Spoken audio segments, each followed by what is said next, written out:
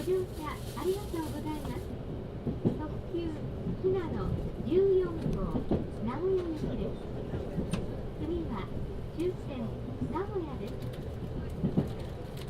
This is a limited express Shinano number 14 bound for Nagoya.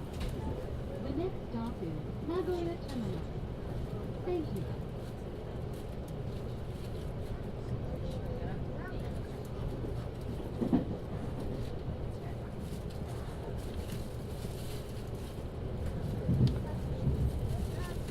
次は終点名古屋でございます。ディスマンスの到着です。名古屋から各線の乗り換えの番号とします。新幹線下り京都新大阪方面、光475号岡山駅、16時11分発車、乗り場16番線です。のぞみ41号博多駅、16時13分発車、乗り場17番線です。新幹線の乗り口が東京方面、のぞみ132号東京駅、16時12分発車、乗り場15番線です。光526号東京駅、16時27分発車、乗り場14番線です。東海道線下り鶴線16時5分発車、乗り場5番線です。東海道線の上り鶴線の葛西駅、16時4分発車、乗り場1番線です。関西線快速亀山行き16時14分発車、乗り場13番線です。